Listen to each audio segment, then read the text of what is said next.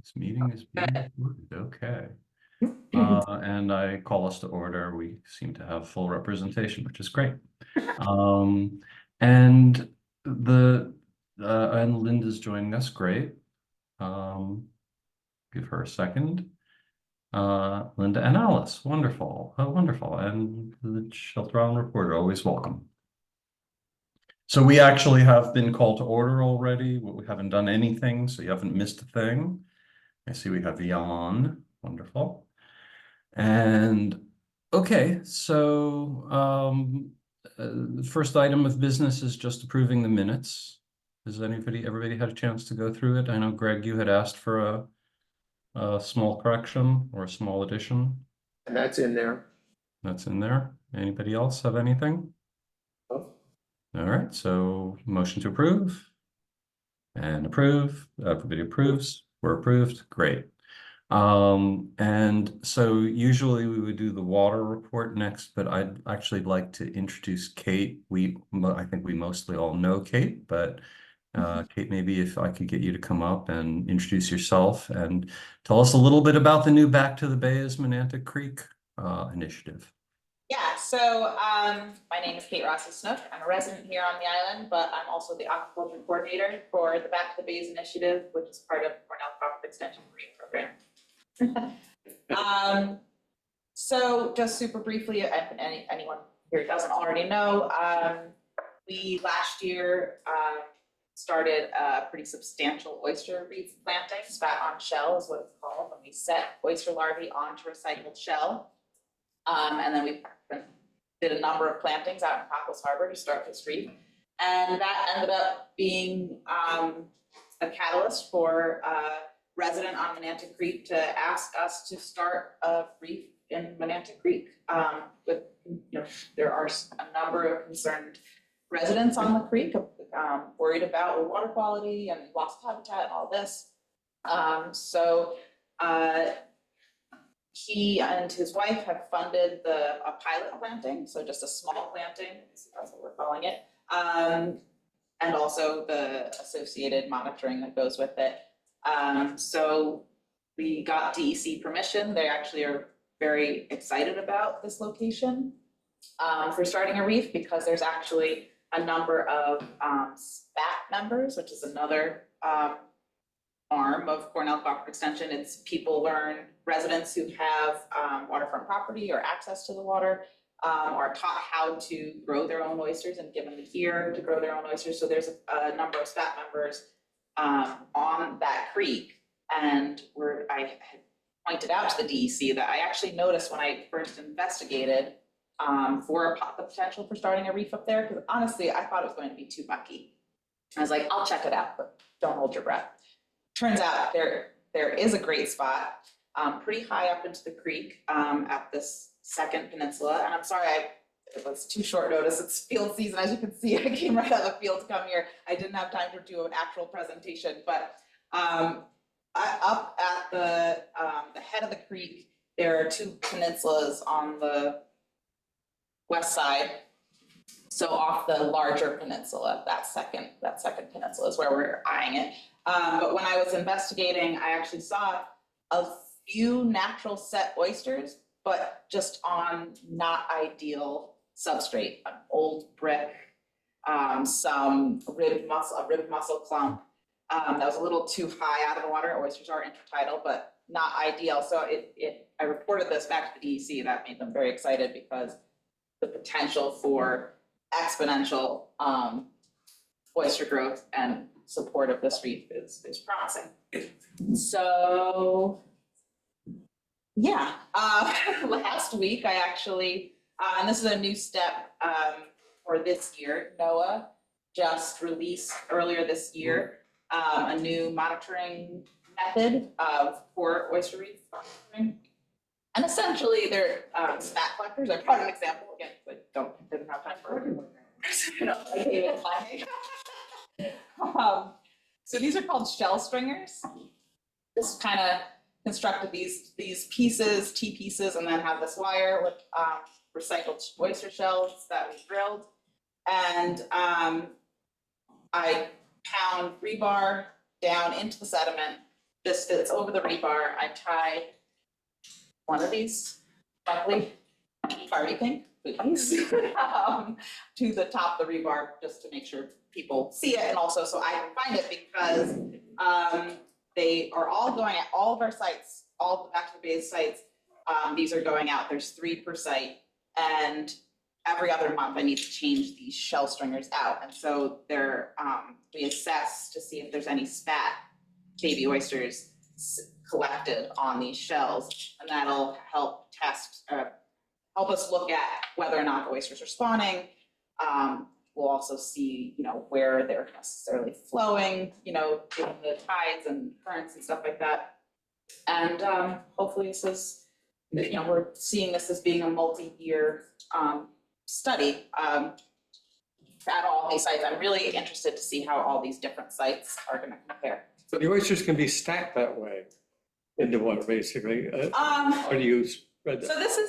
this is just for the assessment of whether or not they're spawning, but out when we deploy the spat on shell, when we did this at Cockles Harbor, we have volunteers come and we have all the spat and shell after they've counted and measured subsamples, and we just walk out and kind of like walk backward and kind of shake them out. So the idea is we get a nice even coverage, and then not all the oysters are gonna grow, but some will be out competed or maybe buried a little bit, but you'll get that nice, beautiful. Something on the shell, it'll get scattered a little. Right, well, and then they'll grow and form that beautiful reef structure that we're looking for. So I just reached out to the Menantic Creek keepers to let them know that this is happening, because I knew that. And we have Alice and Linda from Menantic Creek Keepers online here. And because I knew that, there's been a lot of work through this committee and through their group to get pretty significant and impressive water quality monitoring going in the creek. And I just thought it would be really interesting to compare, looking at the before the reef, and then over time, hopefully we're expected to do some fundraising to keep the reef plantings going, and hopefully we'll be able to see a marked difference as we go. Can we look at all at the bringing Alice and Linda in on this discussion, the locations where they're monitoring? Well, first of all, I should just mention that thanks to the board, Al and Meg with the Menantic Creek Keepers Conservancy has been awarded some funding for a third monitoring site.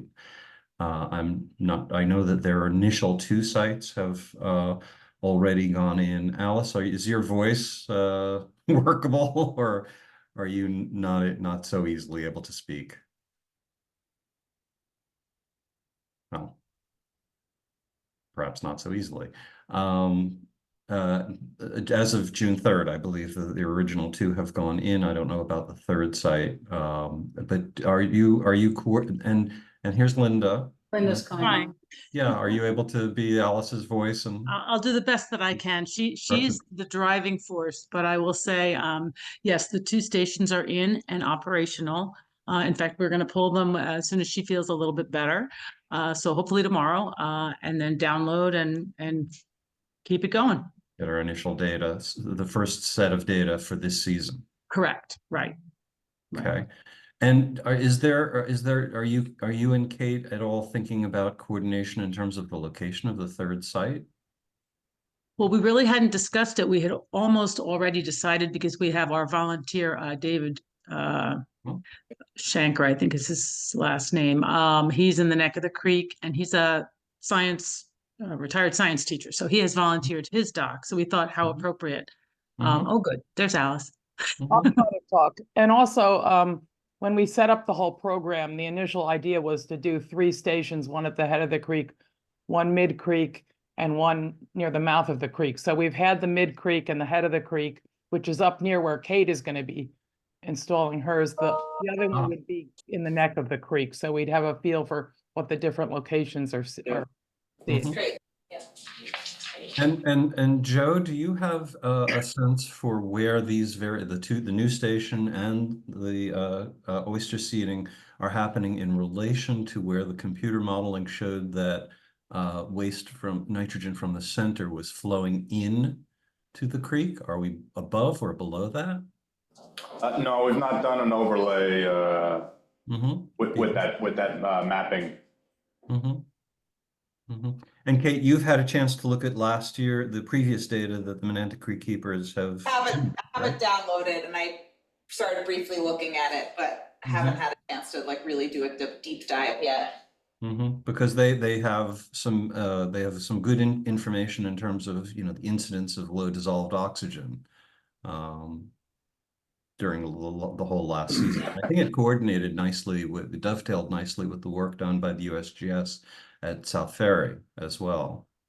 Yeah, it'll be really interesting to really see and compare the different stations and over the years, but luckily oysters are pretty hardy animals and they can stand a lot of different conditions.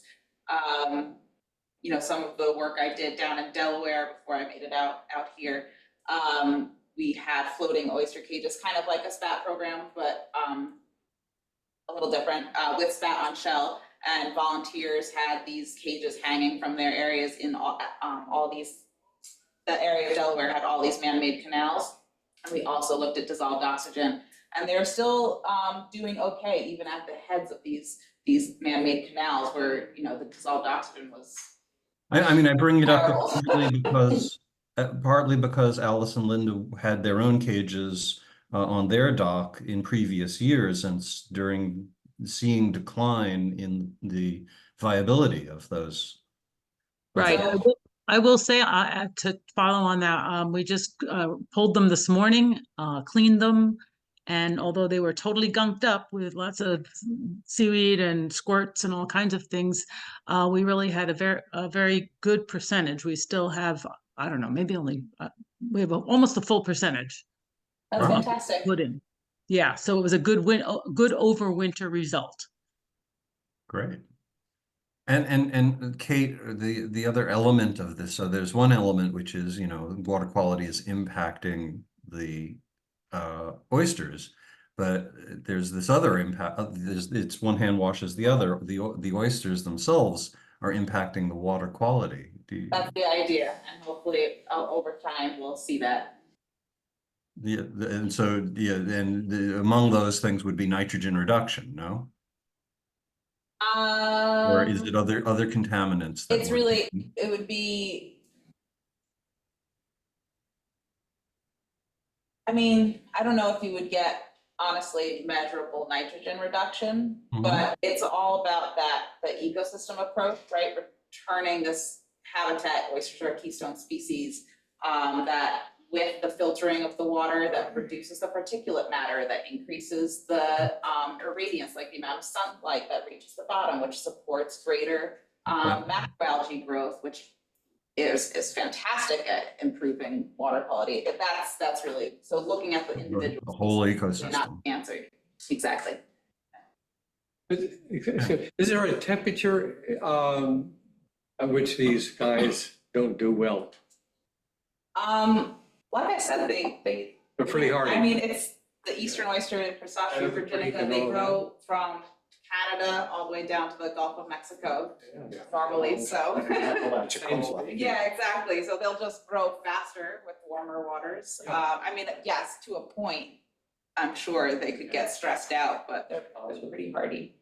And we So do used to have a have- temperature longer. So a lot of oysters, I mean, it used to be pretty good up in that part of the, eel, it used to be naturally, people used to go eeling up there at the head of Menantic Creek as well as oystering. Noted, I hate eels. And mud, they love it down there in the woodland. I just have a quick question, and I've asked Alice this before. And that is the data that's coming from your monitoring stations. And you had said that there's a compilation of quite a bit of data. Right. And you're trying to determine how to analyze that, or have you gotten closer to? Well, I know we've sent it on to Joe, and Joe, I know you sent it on to CCE as well, and we've just given it to Kate and a number of other people. So we've got a lot of people looking at it and sort of hoping that we'll get some feedback as to, it doesn't seem like anyone's terribly surprised by what we're finding. You know, the interesting part is the dissolved oxygen as we get into the summer. Mhm.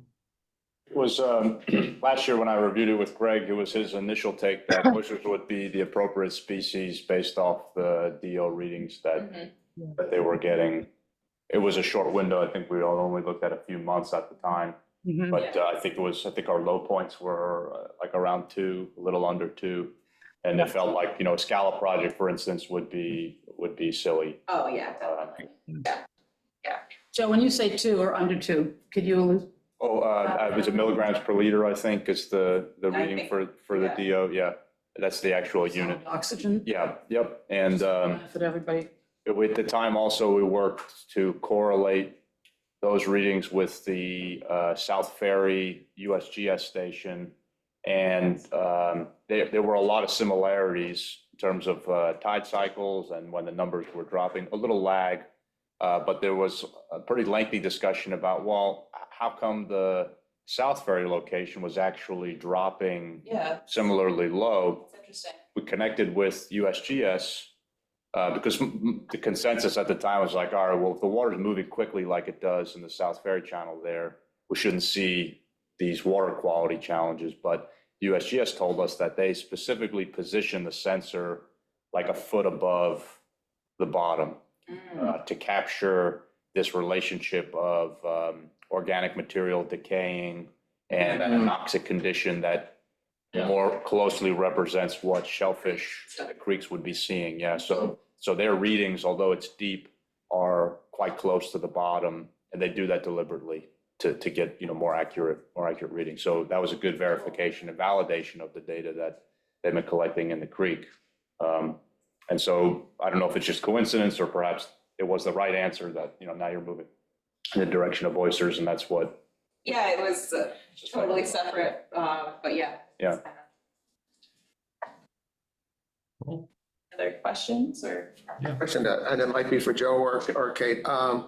There was conversation of, they're gonna drill through, they're gonna Dredge? dredge. Thank you, good word. You're welcome. They're gonna dredge. I don't know that I've ever said dredge, believe it or not. Would that have an impact? It sounds like we're way up here. Down here is where the dredging would be, right? How far up are they gonna go on the dredge? Dredging, federal permits were applied for. I don't know if they were secured, so it's not going to happen this year, maybe next winter. But the footprint for dredging would be limited to the throat of the Okay, creek okay. there, up to Tar Kettle. Yep, exactly. But actually, the data that Alice and Linda and their group are producing will give us some information about how far up the creek there is impact from that increased tidal flow. Yeah, exactly. Yeah, part of the rush last year to get these in was to try and collect at least a year's worth of data before any dredging effort happened, and then we'll be able to monitor, if any, impact we have on water quality there.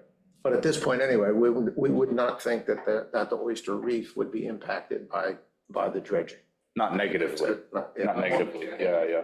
Flow. But yeah, potentially positively, especially if on outgoing tides, the people who are, in that community are loosening soils, sediments up and allowing flow from the top of the creek out due to, the increasing of the opening of the mouth there. You do have the potential for, we have some control over what occurs. And definitely keep me updated on the dredging because that affects the town seeding program too. I know, I'm sure Butch and Bo, who usually accompany us for that seeding, would be aware of it, but it's always good to know. They're tuned in on that also. Yeah. Dredge schedule. Yep. Good. And second, the Shell stringers? shell set, now those are not, we're talking about an oyster reef. Yeah. This is not a reef. No, This is part of the, I guess, Monitoring. monitoring program. Science. Yeah, so I did put 3 of these out last week, Thursday or Friday. So you'll see they're kind of spaced out on the edges of where we're going to be planting. So I'm putting everything out in June now to kind of capture the before planting, then the after planting, and then, oh, I think I never finished actually that out. So, put them out in June at all of our sites, then I'll change these out at all of our sites in August. And then again, and take everything out in October. And then we'll do it again next year and compare and just kind of look. And it'll be really interesting, like I said, to compare all the sites because, for example, at Cockles Harbor, that pilot planting was done in 2022. The rest of the plantings were done last year, so that it's more established. Same with our Tiana site. But then we compare like these new sites. It'll be really interesting. Just for public to know, how many sites are active right now? How many sites do you have all Yeah, told? 6 this year, and there's going to be another one next year, a 7th one, not just on Shelter Island, but total through the back bays work. So 7 total next year, possibly more. But I'm saying 7 because I might actually want to put out some shell stringers at that 7th site that we're not starting until later, just to like, almost as a semi-control, not really, but kind of, you know. So 6 operating sites this year. But on the island, No, waters, through from 3? Quogue out to Montauk. Uh-huh. Yeah, very busy. Any other questions? Otherwise, I'm going to run over to the library and we have an eelgrass net making workshop that we're doing with hopefully some community members and kids, so. That sounds great. Thank you so much, Kate. Thank you, guys. Is there anybody else before anybody online or anybody who has any questions? You can always reach out on email. It's kr474@cornell.edu. You can always reach out. Yeah, and Kate, we have lots of interesting people to help. Great. You know, keep Yeah. us informed as you move forward. Yeah. We're there. Yeah, another question, a final question, and I'll let you run. And it looks like you are going to run. So what is supposed to happen next over the next 3 months? You know, what do you anticipate seeing? And what does this committee have to provide as necessary? Or Just sharing of the data that's being collected is good. Otherwise, I expect to do that pilot planting either the last week of July or first week of August or around there, depending. I'm not sure if it's gonna be, I doubt it's gonna be a massive community involvement like event like we're doing in Cockles Harbor, only because we have to access it from a private property. Right. So it makes it tricky, but I'll speak with the neighbors in the area. And who knows, maybe they are open to it, so. And I would just point out, you know, this is just tremendous synergy of, you know, different things that we've been, you know, between the Menantic Creek Keepers doing their data monitoring and Kate's work with the reefs. It's really a wonderful instance of how these things are interlocking and ultimately form a human and environmental ecosystem. So. Thank you. And final comments, only because someone asked me recently at the fireworks fundraiser. I thoroughly encourage anyone who's interested to snorkel on the Cockles Harbor Reef and check it out. Pretty good visibility when it's calm and sunny and low tide, and you can see the oysters growing, and you can start from the oldest planting and work your way to the newest, and you can see the different levels of growth. I have one more quick Yeah. question before you go. Has West Neck Creek or West Neck Harbor Yeah. ever been addressed or That's one of the contemplated? sites that we are going to be starting next year. Because we did have algal bloom. Yeah, last year. yeah, so we just have to go through the DEC process for next year, that's it. Okay, The thank you. plan is Great. starting one there, yeah. All right. Thank you so much, Kate. I'm gonna go. Okay, bye guys, thank you. Thanks. All right. She will be speaking at the SBA annual meeting. She will be our guest speaker this year. Oh, great. Very good. All right. So,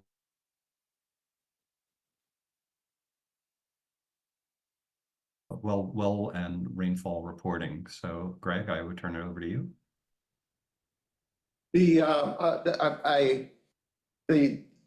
The values that he took was on Tuesday and, or last week.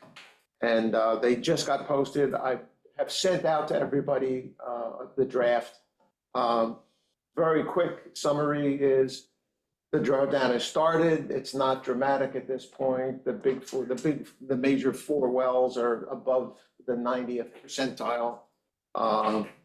So it's, the water is, the drawdown has started, but we're starting in a great spot. Right. We're starting above anything else. If you're looking at the graphs, we seem to be starting above anything previously within that, time frame window that you're looking at in your. That's exactly correct, yes. Right. Joe and I sat down on Congdon Road at Penny and John Kerr's home. They, look at things from the opposite point of view. They during the earlier high water events on Shelter Island, the wetlands that they are adjacent to rose up right to across their driveway and their property. So they look with some wariness at they're hopeful that the drawdown in fact has started and will continue, and that we won't have a major rain event in the next weeks. So everybody looks at this from a somewhat different perspective. Can I ask about that? Yeah. Because a couple of years ago, they did have quite a bit of water on Congdon Road that Mhm. had to be shunted out into the harbor. 6 I'm million gallons. wondering, is there any kind of emergency mitigation protocol for should this happen again? Because we are at such a high water level. I don't know. I'm just asking because it came up and it was an emergency and it was. Right, had no, to be Lisa, acted I on think very it's, I've been harping on this. If I had my druthers, which I don't, but if I had my druthers, we'd have a 6 million gallon water storage tank somewhere, that we, instead of shunting it all, instead of losing all that fresh water, we would be Capturing forcing it through the system or keeping it against a sunny day. I guess, so my Yeah. question is to you, Joe. Is there any kind of flooding mitigation with regards This to is these a very- low-lying areas? Yeah, it's a very atypical type of flooding. This is, from the ground up.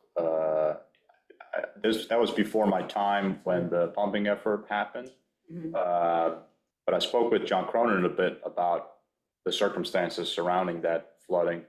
And it was a bit more water that we got at that time than this year. Certainly, we expect, anecdotally, that there are a lot of flooded basements around certain portions of the island this year, given the water table elevations we're seeing. Especially in those low-lying areas that go Certainly. from South Ferry clear up. Yeah, certainly.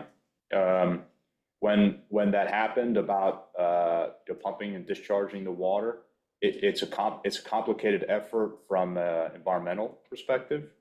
Usually agencies like the DEC don't like to take groundwater or ponding rainwater and discharge it because it carries, possible pollutants.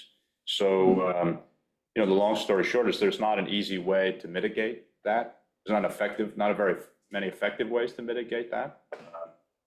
This is part, I think, of our reality in terms of being mindful of development, where we are and type of infrastructure we put there, like roads, and making sure that we're not grading the land such that we're having water accumulate in certain areas. But quite literally, this is the water coming up out of the ground and not being able to take any more.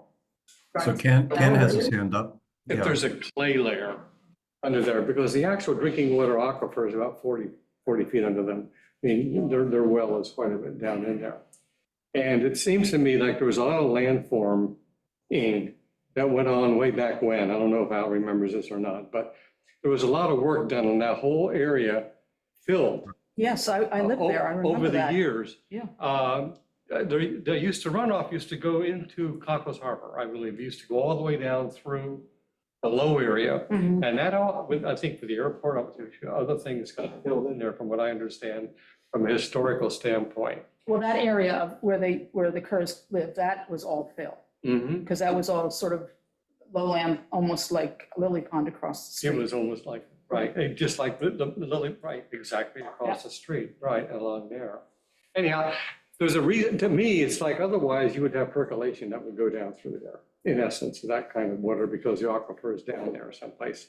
And the aquifer includes not, to me, that, I just wonder if there's a big layer of clay through that whole area, which basically causes it to basin up and cause it to be kind of a swampy, water collecting area. That was my thing.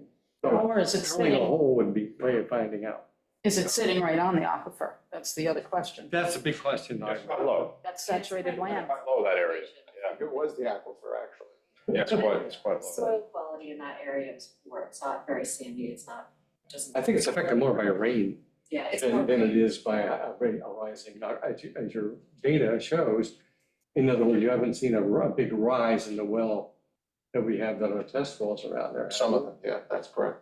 Okay, so. It takes time, a different amount of time. Yeah, it's a different place and maybe a little different amount of That time. was- But I the think this is Congdon well 2010. is the Congdon well is the lead well of the four big wells. The Congdon well is the highest, at the highest level of all of them. Yeah. I did a calculation analysis of, I think this is 2010 was the flood event. Yeah, And even now, our wells are Below that. 2 feet less than it was in 2010. Yeah. So so. we didn't have an extraordinary, Disconnect there. it was it's an extraordinary rain, but not in comparison to 2010. We're You not. get a lot of yeah. water down that hill and from all around there, yeah. And Okay. Ken, you, just very briefly, I mean, it's just the rain, but you sent around data that suggested that June was strong.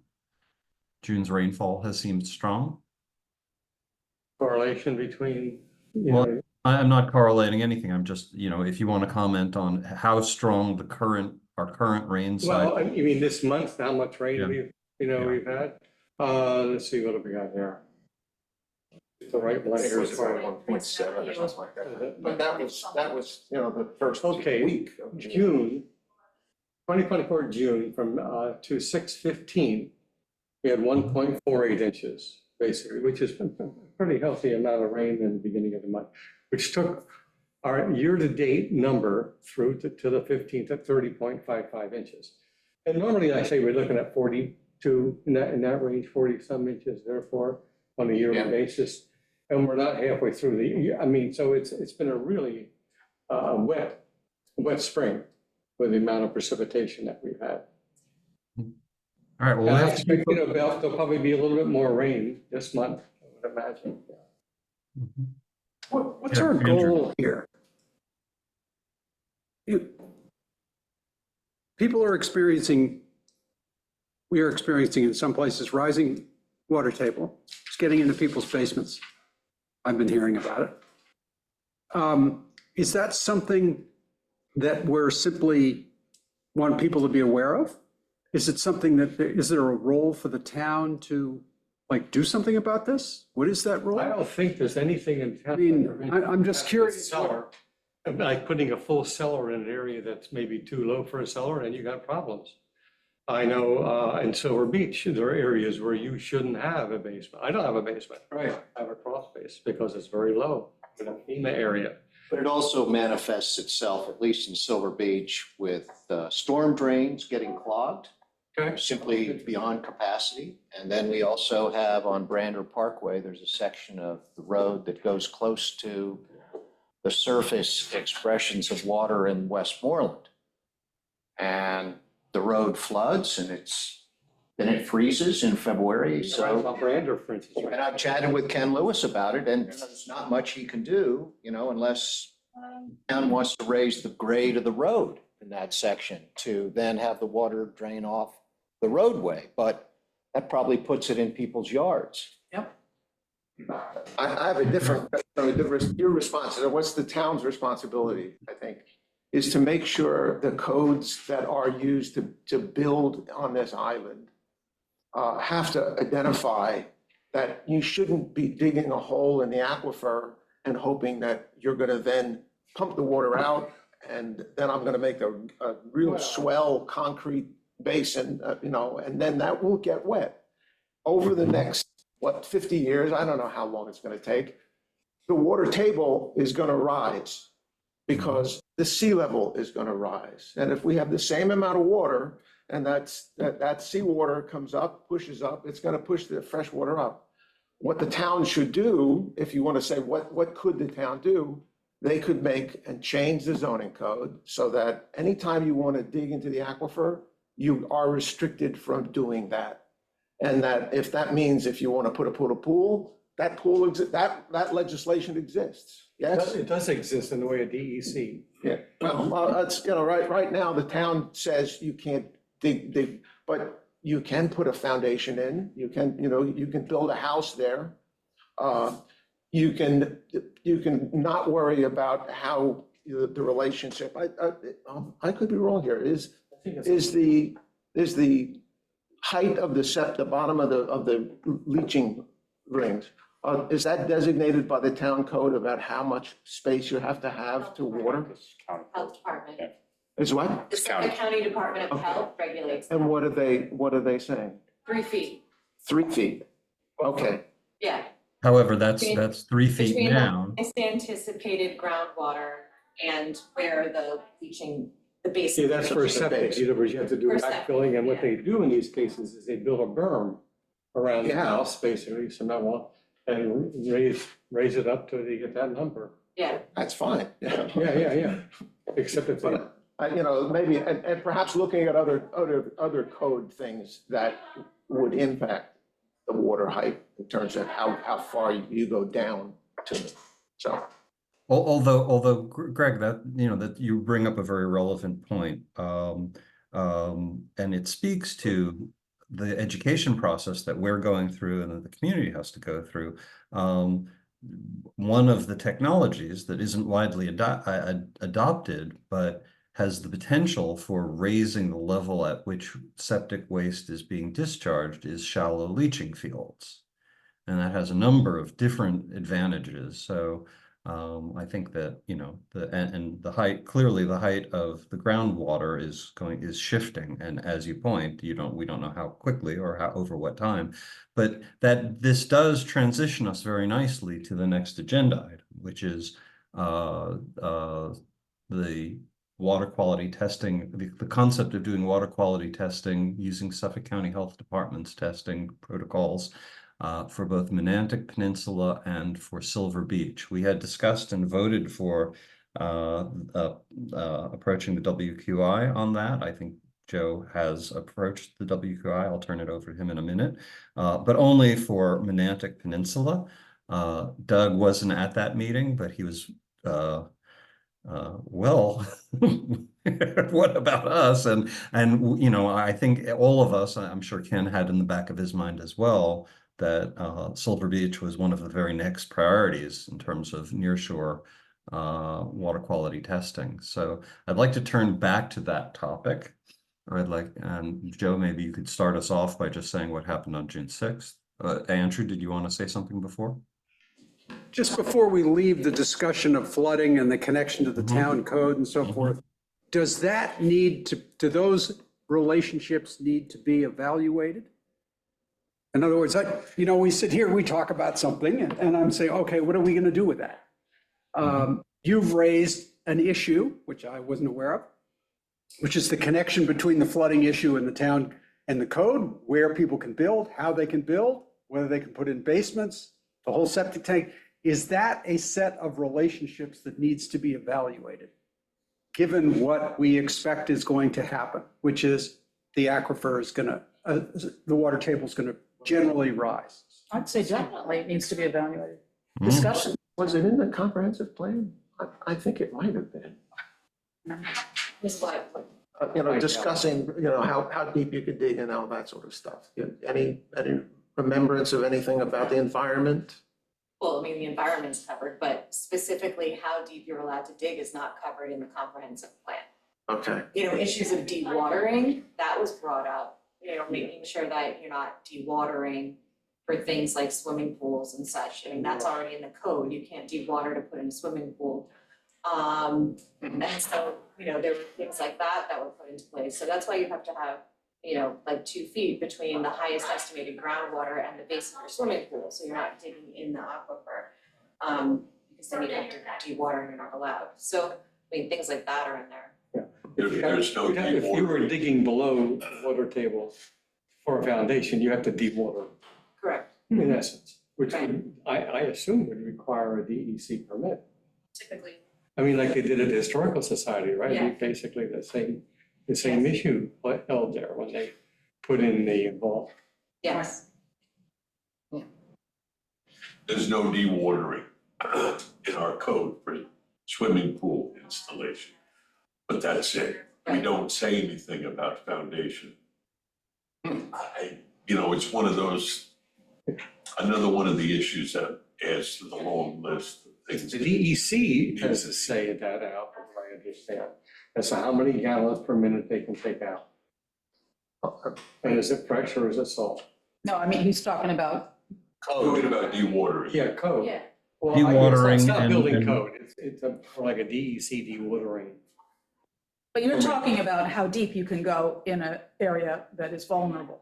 Right, he's saying our town code has nothing addressing Has nothing. dewatering for anything other than a swimming pool. Yeah. So, like if you need to put pilings in or something, dewatering is allowed for structural foundation kind of things.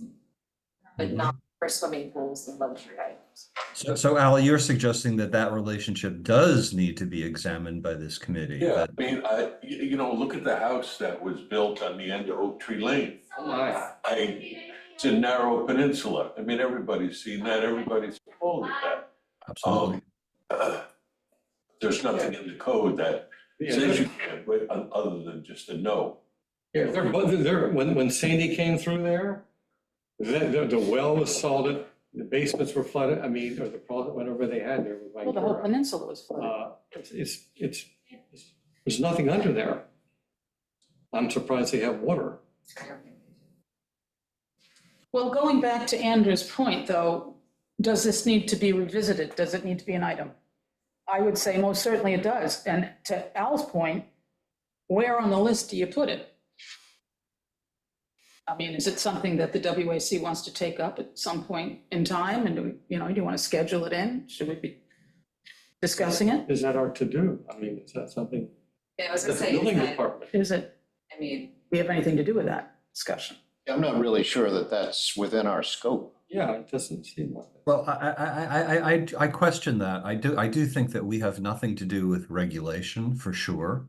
We can make suggestions, but our understanding of integrated water management should be within our purview, the highs and the lows. And understanding these relationships are something that's what we should be educating ourselves and the community and the board on. So,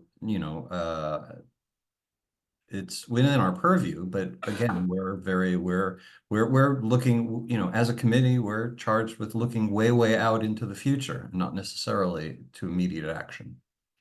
Well, Peter, this correlates directly to FEMA on the map. Basically, I don't know when that was last updated, but basically, in looking at that part of it, the map, our current GIS system, you can see where the low-lying areas are. And if you wanted to have a mortgage, that would cost you because of People that. should have clarity about, where, if you build, you can build here, but in 10 or 20 years, what is that going to look like? So yeah. Okay, I mean, do we want to, I mean, we are discussing the same topics from two different angles. So I feel like the two topics are blended. I feel that we have a couple of guests. We have Anita here Yeah. from Monantic Peninsula Homeowners Association. She's very eager to help us with water testing on Monantic Peninsula. We have the president of the Silver Beach Association at the dais, Doug. So again, I would like to just ask Joe to just, catch us up on what happened at the WQI on June 6th and where things stand with that. And then let's, think about where we want to take things next. Yes, I presented to the WQI at their last monthly meeting. The purpose was a briefing to make them aware of what we're considering. There was no ask for a vote or even a hard funding request. But the basics of the program as it's shaping up now is that we're targeting 50 to maybe as many as 100 participants to engage with the town. The testing, the analyzing, the collection would be done through the Suffolk County Health Department as part of their private well testing program. That program exists already. So we're trying to work with them to develop a slightly tailored approach for us to do this in bulk.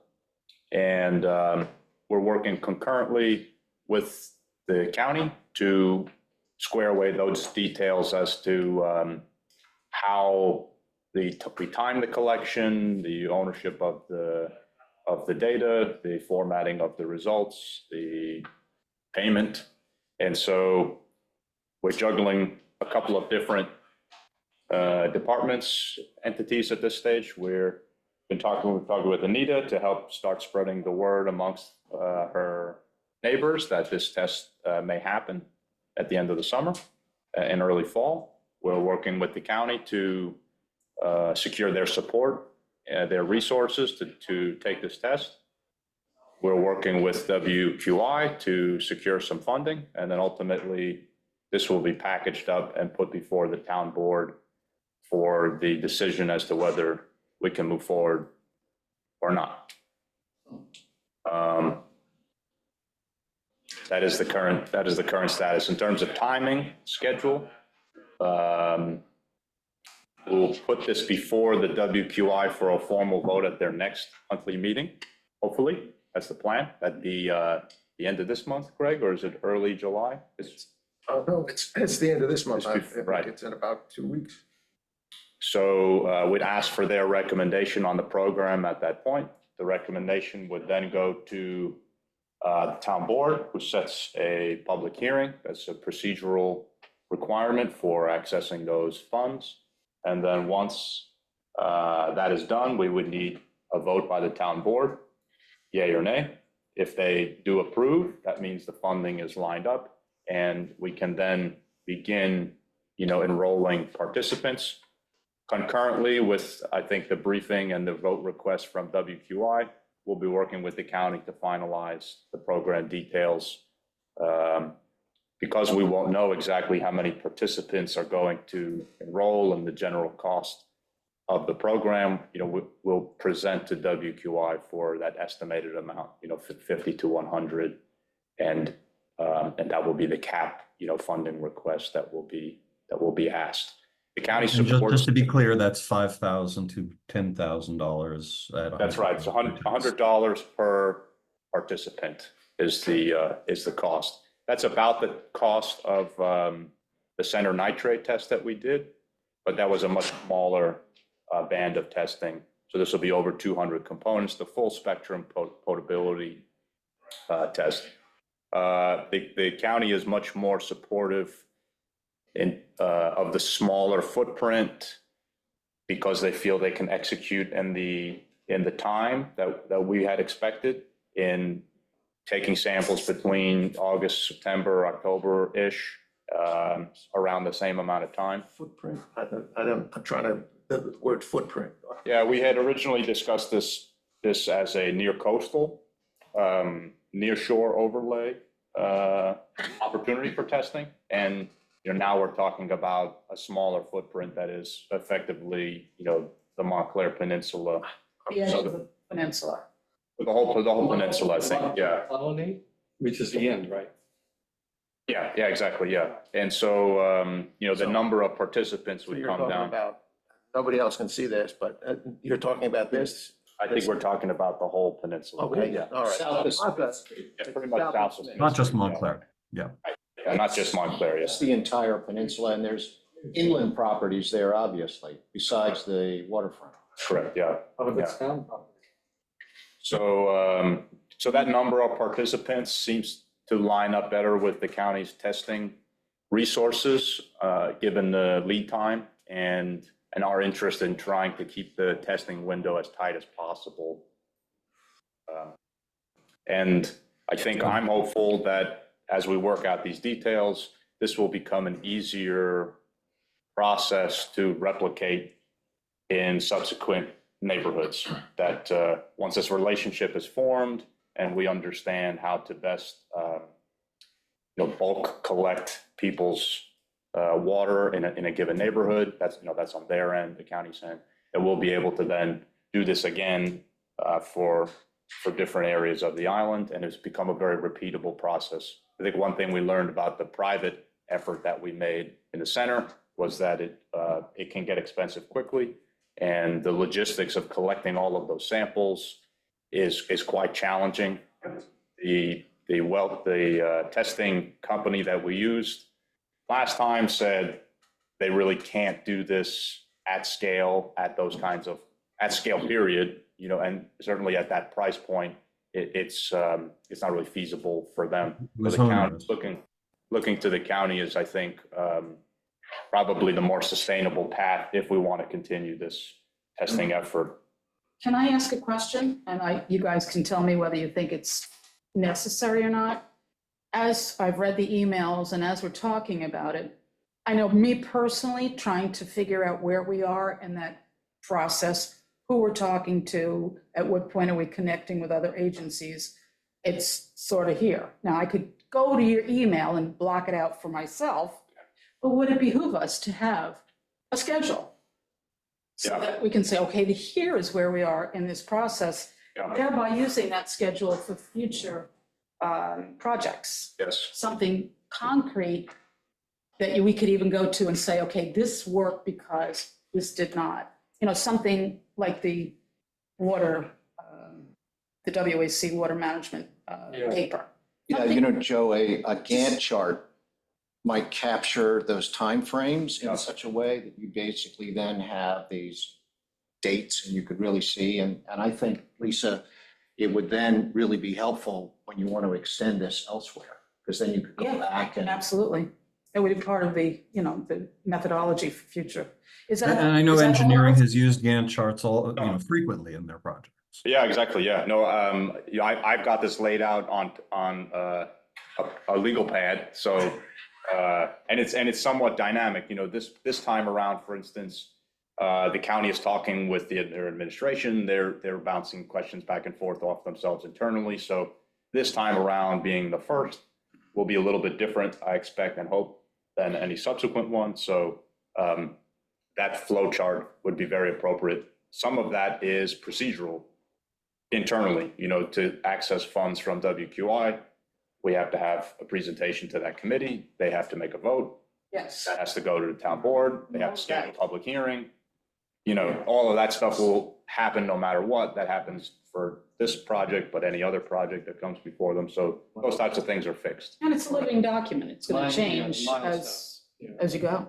But I also think in terms of garnering support and explaining how this would unfold, being able to have tangible milestones, et cetera, is going to make it much more comprehensible for folks. Yep. Because right now, because we don't have specifics, we're really talking about a concept Yes. more than a program. Right, Doug, no, you're absolutely right, Doug. But I want to extend on what Joe was saying, that part of this is sort of internal process. Some part of this is an external process, and part of why this is working and part of why, from your point of view at Silver Beach, it may work as part of how it may work in the future, is that Anita has volunteered to be the conduit with her community.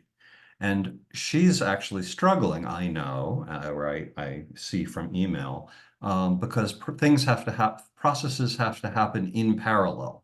That is, if we're going to be ready to do a testing round, and let's say in the September, October, November period, like Joe was suggesting, she has to be talking to her community now before the WQI has passed this and before the board has signed off on this. And so she winds up having to struggle a little bit with hypotheticals And I think that those parallel efforts are unavoidable. This process is going to look like that. And I think, just Anita, I would just comment to you that the more the town sees that the community has, their interest has been grabbed, and that they actually do feel that it's important to know, oh, my neighbor 2 doors down, their well got salted last year, or the more that the community is involved, and also the more the community is willing to share its data with the town to support overall town efforts, the more likely it is that all those parallel tracks come together in a final result come this fall. So I don't know, maybe I could get you to sort of speak to your position in all of this as president of a homeowners association, as being, you are being asked a lot. And what can we do for A you? lot. What can we do to support you, right? Well, thanks. I don't know if I need to introduce myself. Anita Greenbaum Brush. I'm the president of the Menantic Peninsula Association. And about a year ago, I started thinking about this process. About 2 years ago, my own well got salted. And I kept hearing about other people in my neighborhood, which is the Montclair Colony, that also had salted wells. But, it was kind of hush-hush. Like, we don't really talk about that. Or some people talk about it and other people don't, because it might affect property values. So, and then it was, what do I do? When my well is salted, what are my options? So I turned to people that I knew to ask. And, we solved the problem one way. But it made me realize again that this is a bigger problem, and that it was, I thought, more than something homeowners should deal with by themselves. And just listening to Joe talk about the process of setting up this possible testing program, I realized how complex it was, and that we need a town government to help people set up, to understand the problem. I think we need to understand how widespread the problem is, because it hasn't been talked about that much. I think we need people to have information about what are the possible solutions when your well is salted, and what are the implications, the health implications of it. And so what are the short-term solutions? What are the long-term solutions? I think most people are probably just interested in what can I do now to prevent any health consequences. But obviously, depending on how widespread it is, it's what are the long-term solutions for And the how island quickly, as a and how whole. quickly do you need to be arriving at those solutions? How soon is it likely that my home will be threatened? If I'm fine now, am I going, is that for 5 years? Is that for 10 years? And I So, should say that I'm aware of homes that have been salted that are not directly on the water, that are in the Montclair area, but they're not sitting on the water. So we don't really know how widespread the issue is. How far up does Menantic Peninsula definition go in To your Smith territory? Street, Up to Smith? yeah, Wow, okay. yeah, so it includes Evans and Conrad and Dickerson, and actually, is on both creeks, Menantic Creek and West Neck Creek. And it includes the Fred and Margaret's Loop. Yeah. You got it on both sides too, just like Silver Beach in a way. You're Yeah, surrounded right. by saltwater. Right. And the whole peninsula all the way up there too. Andrew, you had yeah, go ahead. So listening to you is fascinating for me, because it really gets to what's the role of this committee and what's the role of the town. what seems to be the path that we're on, without really being explicit about it, is that we're conceiving of these testing programs, I'm putting it in plural, in various areas where water quality is affected.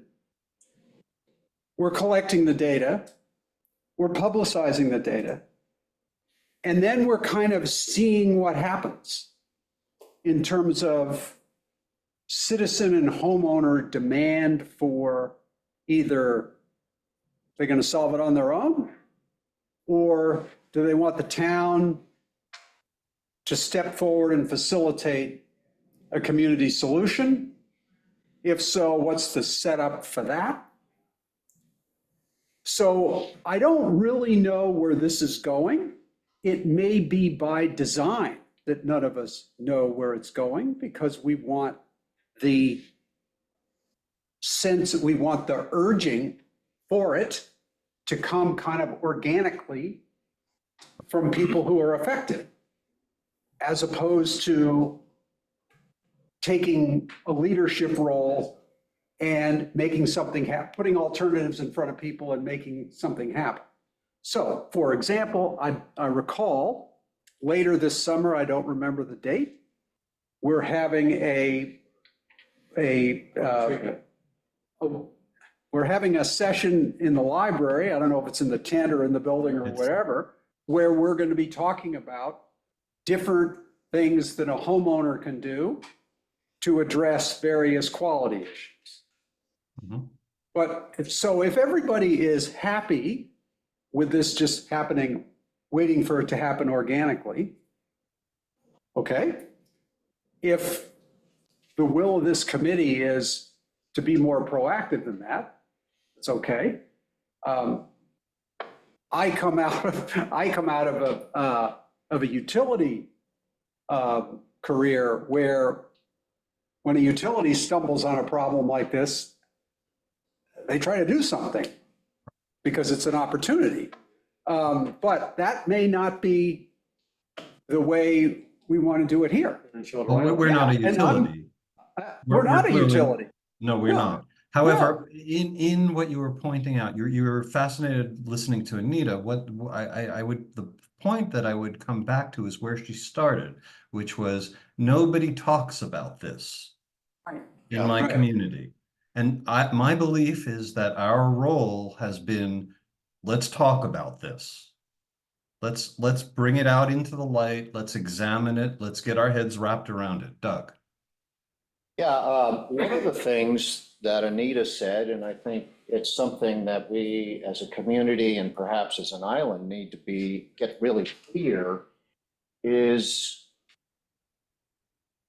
does a contaminated or assaulted well affect property values? Because I would imagine that if someone were buying a home, that they would conduct proper due diligence and get water test results so that while buying the home and negotiating price, et cetera, they would have that information. So my question is, how do we find out whether that's done? Is that done? I have no idea. That is done. It's done by realtors. When the seller goes to sell, that seller has an obligation to have their water test results, then goes to the buyer.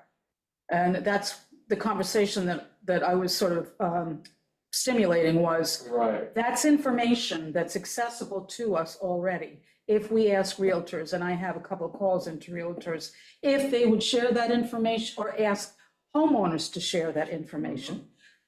Right, the Now, sharing the of whole thing information. about property values becomes part of that conversation. Of course. Do homeowners want to share that information? If it's out in the public, will that then decrease their value? But But I would argue, Lisa, that if there was something objectionable in the water test data that arose during due diligence in a transaction, that the price of the property would reflect that. Well, So the from a buyer's question perspective, it would. does it? It's correctable 9 times out of 10. If it, right. So, Okay, yeah, so it's important. It's If it important. is correctable, then that would lead me to the conclusion that it doesn't affect property. It does because there's a cost involved in that correction. Right, but Somebody's gonna have to pay for it. Well, But are- instead of There are a lot of things now, wait, let me finish. There are a lot of things that will say, if you fix it in your house and you put what we'll call a whole house RO system in, you put the water you're pumping, and I'm right next to you, and I'm just happy as a lark, my well is maybe 20 feet away from yours, I don't know. And you start really cranking through a lot of showers and flushing the toilets and doing the kind of things you do normally. You're gonna be using maybe 4 or 5 times more water than you would if you're just pumping up potable water. in order to put it through that And that goes- processing system. That goes back out into the system, basically. Yes. So Quick, it quick, could Greg, spread Greg at slowly. Goldman did, hold on one second, Ken. Yeah, I'll let it you could spread continue. I'll let you slowly through continue, your Ken, area. but Greg, I just want to say, Greg objected to that particular number, saying that the technology has improved and that rather than 4 times, you might use twice as much water. Fine, then that's just, don't say twice. Give a Okay? number. And whatever then you wanna continue. give. You can continue now. I just wanted to. And make you sure will we- affect your neighbor. Right. And there's no law that says my well has to be, I can put a new well in right next to your well, if it's on the corner. Nothing stops me from doing that. If you have I like your well, I like your water, I'm gonna well right next to it, because I know it's good. Nobody will stop me. Suffolk County won't, the town won't. Okay. Can we move, I just want to, something came up here a while back about why are we doing this? We're doing this because initially the center testing was to test for nitrates, so we could verify that it wasn't just an anecdotal Yeah. rumor going around, but that it was scientifically, Right. it was, you could look at the results. So that we're just moving from gathering that data in the center of town to gathering the data in a wetlands area or a nearshore area, I should say. So right now, I would say it's the data gathering process. And we have that, then we can talk about making recommendations to homeowners. What is our responsibility? But until we have the data, we can't do anything. So So we voted correct me, is that where 6-1. we are? Yeah, well, you finish your thought. I don't mean to step on you. I'm done. Okay, so we voted 6-1 in our last meeting that we thought we should go forward. Greg was the one, and he was raising, I don't think he was actually opposing collecting the data. In fact, I think Greg was seeking more data, more precise data. So Greg, you've been sitting quietly, but maybe you want to join now at this point. The sole objection that we had was that we were continuing the process of zoning and creating anonymous data rather than overcoming this problem of nobody talks about it. Go ahead. And I suppose this might be a question, Anita, people have had salted wells and they don't tell their neighbors, they just keep it on the QT and all that stuff. Would they be willing to provide, if the test was done at their house, would they be willing to say, okay, WAC, here's the result that I got, and yes, my address is on the results, and here are the results, you can enter that into your data and do your analysis on that information. So What do you think would happen? I don't really know, and I imagine that there would be a variety of responses. But I was surprised last year at our annual meeting, I think Meg was there to just get a feel for what was on the community's mind. And this problem of salting came up. And I was advocating for, we need town help or getting more information. And a couple people spoke up and said, oh, my well has been salted 4 times. And that was not something that I knew. It was a neighbor of mine. I had no idea. And I keep hearing that there are houses in my neighborhood that have no potable water. But I don't know, they don't speak up. So my initial impulse was really to say, how big a problem is this? how quickly will it become a bigger problem is on my mind. How, how much does all the boat washing and food serving at a nearby business affect my well, our wells? So, I have a lot of questions too. And I really am not at all down the path of, I have an idea in mind what the solution should be. Because I don't know how widespread the problem is. And, I think whatever the solution is, it's probably gonna be complicated. And I'm not there yet myself. But I just wanna bring it out in the open a little more. I wanna be able, to not have my husband tell me, maybe you shouldn't have said that our well was salted. I just think these are things that should be able to be talked about. I think the Shelter Island way historically has been, let me alone, I'll fix it. I don't want to depend on the town or, any kind of a county or a state There are some solution. Thank you groups very where much. That's not And true. so that's the way this place ran forever, in essence.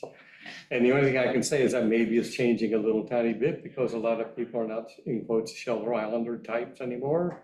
They're more interested in getting a fix and, understanding what the heck the issue is. But historically, I think it was, that's the way things were. It has been. But Julia Weinberg sent us a letter that was, and also the WQI letter, that, was contrarian in its point of view. And she was speaking as somebody who has a realtor's license. And she felt that homeowners who actually took action and had their properties tested and had taken some corrective action, perhaps, that was a selling point, not a point of shame. And so, even if we are self-reliant and self-resourceful, there's a separate thing about being open, about sharing information. So, Anita, I would ask you, are you ready to be, I know you hesitated wanting to know, is this real? Are we really going to do this testing? We think it's likely that we'll get approval, that we'll get a vote that's positive like it was at the WQI, even if we want more precise data. But are you ready to talk to your community, say, we have to be asking for this and saying we're willing? Among the things I think that would be most helpful is if your community was saying, and we would be willing to speak about, to share our data so that this is a known thing and that there's sunlight here and we're being open and we're being transparent. We've heard again and again that you can't really hide this in a real estate transaction. The buyer is going to know in the end. I don't think there's any loss to say, and in fact, there may be gain to property values to saying, we're a community that's dealing with this. We're examining it closely. And so anyway, I guess I'm asking for, what will it take so that you're doing your part at the same time we're doing our part. And your community, you probably have a lot of people in your community who already have tests that they'd be willing to give us. Yeah, I'm quite sure of that. All I right. think there's a reasonable percentage of people on the Menantic Peninsula that would participate, that would be willing to say to the town board, we would like this to happen. The Menantic Peninsula Board is certainly willing to go all in on publicizing the fact that we might have these tests. So The more you do that, the more likely it is you will have them. we are absolutely ready to do that. All right, so now on the other side, I would ask the committee, I think that Greg has a point. He's sometimes a curmudgeon, he's sometimes on the 6-1 side, and I would say he's brave to be there. But I don't want to turn people away. So I would like to say, or can we find a way to square a circle here and say, the default is, please give us your data. It's to in your interest to share with your neighbors and to share. It doesn't help you at all to hide something you can't hide anyway. So please give us your data with your address. But if you wish, you can request that we keep that information only on a zone basis. Me first, Doug. I saw your Doug and hand. then Lisa. You got an idea?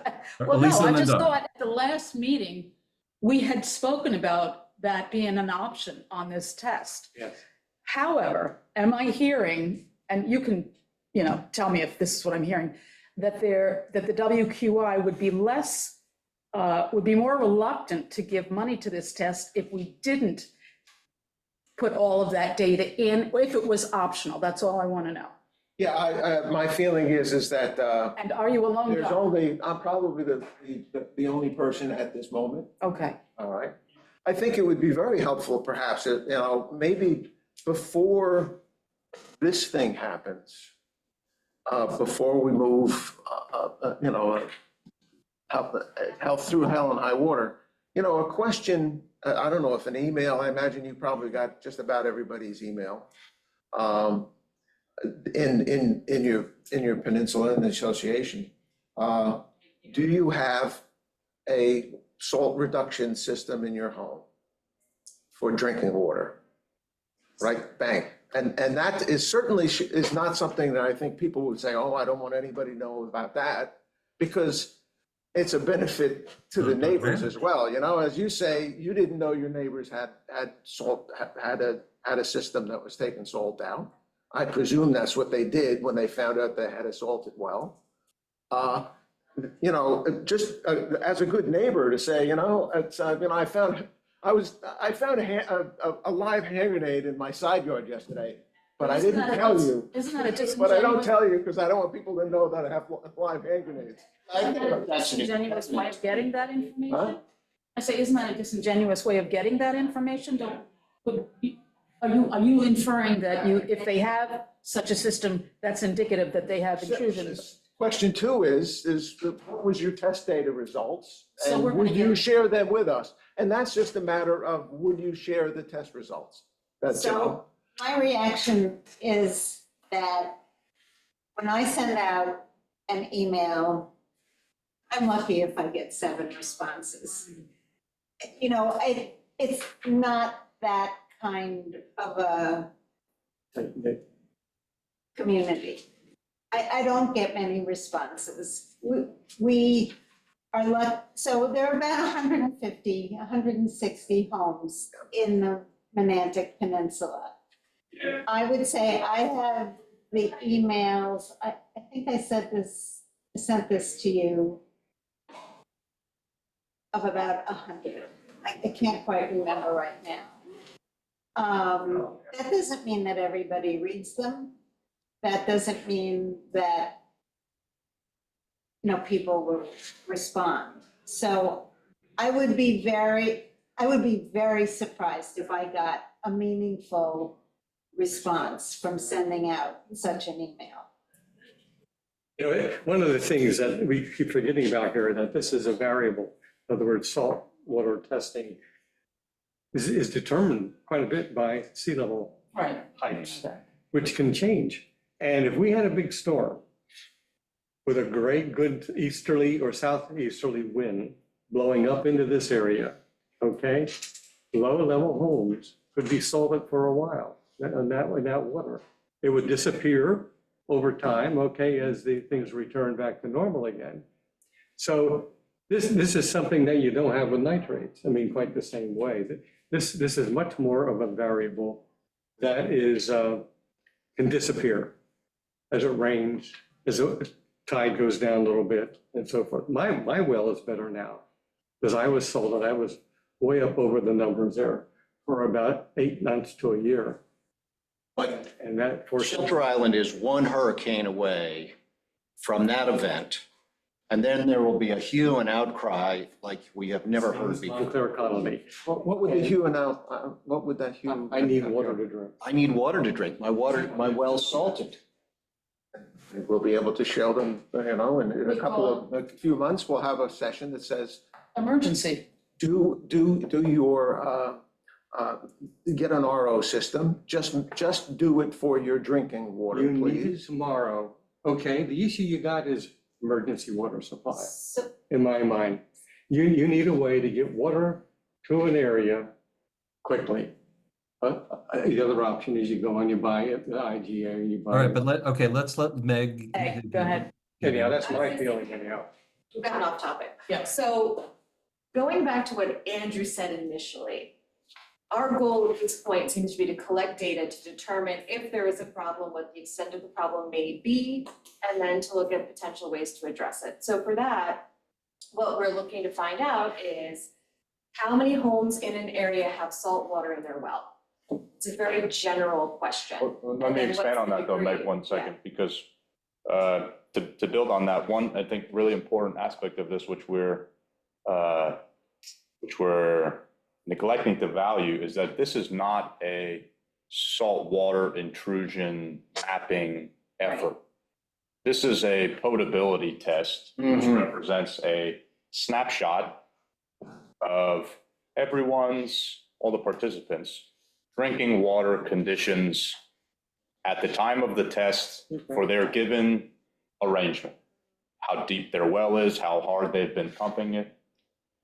This data is not useful in drawing a line as to who has, where the salt water is within the peninsula. This data is very useful for saying X% of people have non-potable water in this neighborhood. And those potability issues may differ house to house. Some folks may have chloride issues. Some folks may have manganese issues. Some folks may have other mineral issues. Somebody might have PFAS issues. Somebody may have bacteria issues. But the benefit of this test program, which we have the opportunity to enroll in now, is it will tell you, soup to nuts, what is your water quality issue? And the variation of an individual's property, how deep their well is, how active they are, how big their well is, whether they're using a pool. Those distort the data so significantly that we really can't effectively use it to draw a line as to where the problems may exist on a geological level. Certainly, there is the ability to do that. It's a point. But the introduction of all those variables of individual wells makes it very, very challenging, nearly impossible to effectively make this a saltwater interface test. Demarcation. Right. So with that in mind, I think we have to tailor our goals towards increasing participation to help people understand what their water quality is. It may not be a saltwater issue. It may be another issue. It may be that particular property can solve their water problems by simply changing the elevation of their well or changing the location or adding treatment or, right? So this is really, I think, an outreach opportunity where we want to encourage more participation because it's an opportunity for folks to see if they have a health issue with their water quality, and also perhaps there are easy ways to remedy their particular issue. And that's why I think my emphasis is on encouraging participation, and the precise data, though helpful, would be very difficult to unpack to use for a mapping effort. We would need to know exactly on the property where the well is, how big the pump is, how deep the well point is, how big the screen is, how hard have they been using it? Have they been irrigating? Did they just fill their pool? And that's the only way you could really unfold the results of, for instance, high chlorides. Right. So But Joe, I would. that would be very challenging. Yeah. But it is important. It is important to note that encouraging people to be open, encouraging people to share their location Absolutely. is a good thing, even if scientifically we're not going. So it's not a requirement, but but we're changing a culture to a culture of let's talk about the problem. That's good. Absolutely. And that's, in my mind, that's beyond now sort of my realm for a recommendation. If the community and if the committee insists on, having the street address, that's fine, but we have to stay focused on our goal, which if I had to boil it down, it's to increase participation and it's to give people access to correcting their problem and making them aware of what their problem might be. And One of the education, thing- sorry, no, I just, education, homeowner education, that's prime. That's one of the things that, when I started talking about this to the town, I asked that the town create some kind of brochure about water quality that homeowners could access. Just that might talk about salting, what are the major problems? But salting as a possible problem, what does it mean? What are the immediate solutions? Just so it's kind of a guide, a step-by-step, what do you do if you're faced with this problem? And I think that is extremely important, and it would have a secondary function, which would be to be more open about it, bring it into the open air. So that would be something that I think would be good. I think if the email that you were gonna send out, that's only to 100 people, it would be interesting to see how many people might reply to that. When you say, oh, we're going to be open up, we're gonna bring this up, we're not gonna hide this anymore, we're gonna make it open, people will all know. And I'll bet you'll get more than 7 responses. I don't even know if people open the emails. Yeah, well, And maybe Julie Lane's article that she's gonna write on this conversation you might get 100 emails anyway. Can I make a comment? Or on this Kathy? topic? Kathy Kenny's in the audience, Peter. yeah, Kathy, Thank you, Peter. I'm Kathy Kenny, I'm on the Silver Beach board with Doug. I want to make 2 comments. One is legal and I guess the other is philosophical. The first one is that when you transfer property, New York State required the seller to sign a property disclosure statement. And it has a whole list of things you have to disclose. And it's essentially, do you have knowledge of? The law was just changed and I think it's effective July 1. Oh, you could get away with not signing that, the seller, if you gave the buyer a credit of $500. So every lawyer, myself included, said, give the guy the $500. You don't want to be liable. So the governor has just changed that, signed the bill, and I think it's effective July 1. You can no longer do that. You have to check off everything on that list that you're aware of. So when you're starting to test for water here, just be aware of that. The other question I have is, when I say it's philosophical, you tested in, you did, WQI paid $5,000 or $10,000 to test water in the center. So you've taken a government action. By implication, the government should be doing something about whatever adverse results you had, if you follow the logic to the end. So you've tested the water in the center. Now what?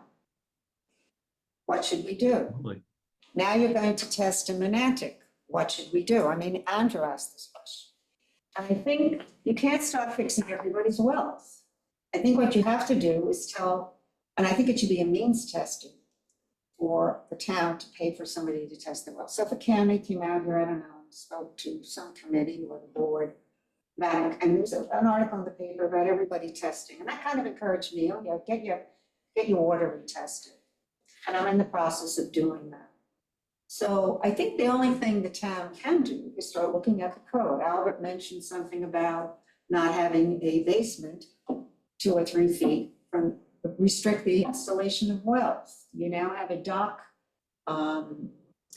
moratorium on it, so they're reconsidering that.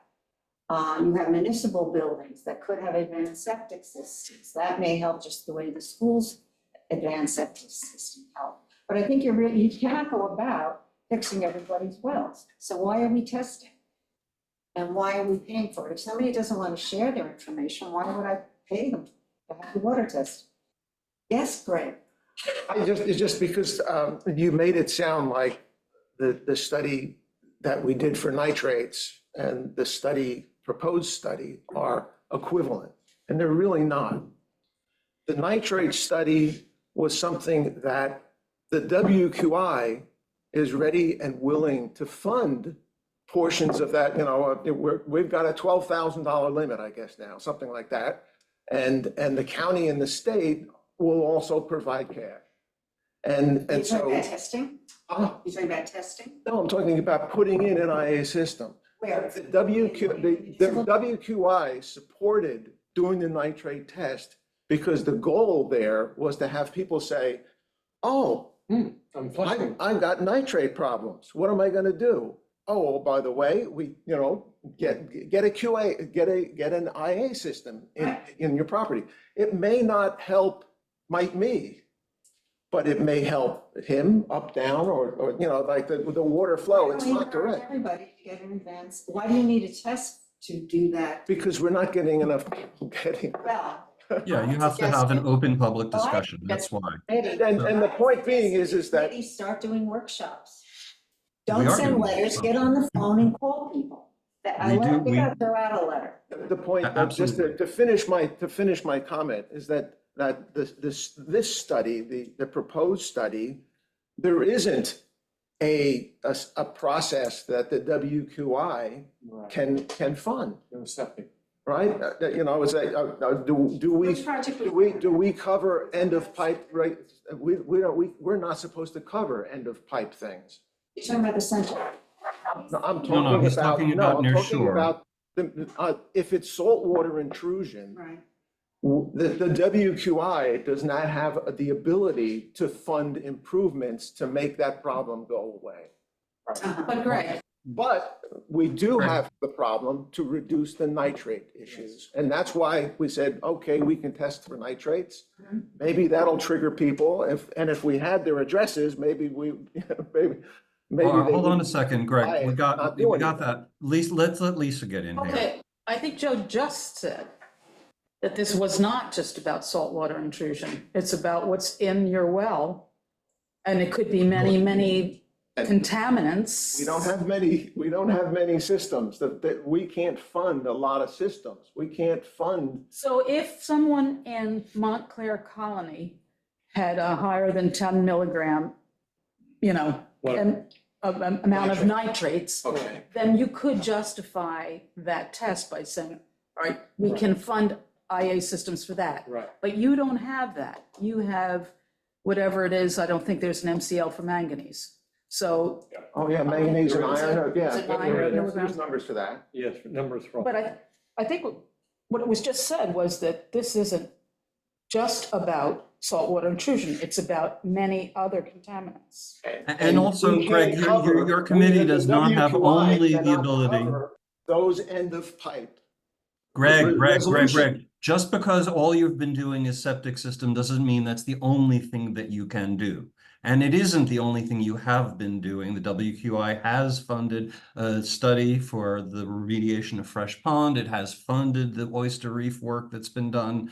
So the WQI has many solutions potentially in its toolkit. That's exactly correct. However, the Cockles Harbor oyster project was a waterfront habitat correction. Yeah, you have 7 different categories into which. Seven different categories, and end of pipe drinking water is not one of them. Oh, God, we're Right. talking about wells. We're not talking about the giving out money from the WQI. I'm just Not saying, necessarily. you're gonna go around and test. Then you, by implication, it's a government action where you should be doing something about it. And it comes back to the fundamental question. Is the town responsible for giving residents clean potable water? And I don't know if that's been answered. Private I wells. listened to this whole conversation. Anita has her hand up, has been quietly having her hand up. And if I could just respond, we have been talking about that for a couple of years now. Mhm. What responsibility does the town have Right. for To the the people. health and welfare of its citizens and delivering potable water? We've been. And certainly informing them seems Ad to be nauseum wonderful. on it, but we can only do things in incremental steps. So this information gathering is the very first step in the process. You can't make recommendations or remediation until you information. know what you're talking about. You know, we can't do it all at once. So this is step number one. Yep. Anita had her hand up. I didn't want to, I didn't want to step on Anita. This is her community. So Anita, So, Sorry, but yeah. so my response is, the way this started for me is that I had heard for the last several years, if the community wants to, if the community feels they have enough problem, just contact Suffolk County Water Authority. And I thought, yeah, I'm gonna call up Suffolk County Water Authority by myself. I don't know that much about water, and negotiate with them. It just seemed impossible. I could not imagine it. And that's really what led me at first to say, I need the town's help. I cannot do this. And even the people on the Menantic Peninsula Association Board, we cannot do this ourselves. Right. And so I don't know if we're going to end up having terrible water quality and need a water system. I know I watched from afar the West Neck Water District and the negotiations, and it seemed how, I was amazed at how complex they were. And so I feel like an town organization that has people like yourselves that know much more about water than I do, than individual homeowners do, should in a way be leading the discussion and assisting. I don't know what the end result will be, and I don't know if a big problem emerges, you know, if there'll be a groundswell of the town needs to do something. I'm really not there. You know, I'm all set with my well right now, and it would be a leap for me to think about being part of a water system, although I can see the advantages. But I'm really not there, and I don't think most people are there. I'm at the, can we find out more about this? right. And can we get some help finding out about this? Really, that's what I was asking for. So, okay, we've opened the discussion. Andrew, let's get all the voices out. So to answer your question, by our actions so far, our responsibility is to develop useful information and make it public so that there can be an informed discussion among the citizenry about what the solutions could be. And the solutions, depending on what the nature of the problem is, which will come out of the potability test that Joe has explained it, the solutions could be individual, or the solutions could be communal. I don't think anybody knows. Now, in the Suffolk County Water Authority lease agreement with respect to West Neck Water, there's a clause that says if Suffolk County Water Authority is going to extend service beyond that area, it's got to give the town notice so the town can have a full discussion about whether it wants that to happen. Suffolk County Water Authority has the authority in its enabling legislation to extend service without the town's blessing, but it says it doesn't do that for obvious reasons. So that prior notice of extension of service is something that you and I put in that agreement to facilitate exactly the kind of discussion we're having now, and also to facilitate the path that we're on, which is get the information, make it public, and see what the citizenry wants. Elevate the And level of discussion. so it's process oriented, it's not outcome oriented. And I don't know how else to do it but that. So I really appreciate you coming in here. Yeah, it was good. All right, so again, we have a couple of other items on the agenda. I don't want to, if somebody else has a comment on this topic, feel free, but then I'd like to move along. I just want to reiterate my request to Joe for a production chart, a timeline chart for all of our benefits. Thank you. Thank you, Lisa.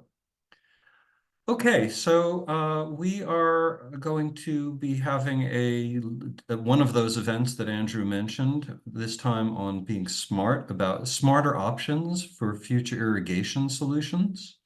It's online in the Reporter. A flyer has been brought to the library. It's available at the library. I have spoken with James Eklund of the WQI, and he's speaking with Peter Larson, who does could do installations of shallow drainage systems. Mark Capolino, who used to be on the CAC and is also used to be an educator for the CCE's programs on stormwater. Sean Davey, who's been active, Jake Hard, who's been active in irrigation solutions both in the town and at the golf course. They've all said that they will try to participate. It's been billed as an open discussion, not a panel presentation. We're not presenting solutions. We're not presenting data on problems. We want to, again, elevate the discussion about smarter solutions to irrigation. So just all committee members, I'd like to encourage you all to try to join us Thursday, 5 o'clock, under the tent at the library, and also to help reach out for more people who, landscapers, people who are involved in irrigation solutions that you might know, to join in a community conversation. And let's keep it a very open conversation, keep the discussion flowing. Nobody's trying to force anything on anybody. We're just trying to think about we have areas that are flooded and we have areas that are drought prone. How can we be flexibly thinking about solutions for the whole island? Lisa, and it is 5 o'clock or 5:30, because we had that problem in the past. 5 o'clock. 5 o'clock, okay. 5, no jive. As I almost. will be there at 5 because I have to leave at 5:30. So All right. I'll be the only one, but I'll be there. All right. 5 o'clock. It's on my calendar. All right. And it'll be warm, so bring a bottle of water with extra microplastics in it. Exactly. Yeah, Andrew. Have we set the date for the August session that's We talking? have. What date is that? I don't have that information before me. I will send it to you. Need to Send it to know. all of We have us. a- We did speak. We have to a July, an August, and a September date. We always do 4 discussions, and I have them, and I'll give them to you. I'll give them to everybody. Right. I thought I And we did should start working on the next one soon enough. So, and I believe that next one, as you said, Andrew, is going to be on, what kinds of homeowner solutions are available. Okay, so under new business, and I don't know if, oh yeah, go ahead, Craig. It's new business, this item number 5 on the agenda, and the possible extension of the testing areas, which I guess meant Silver Beach.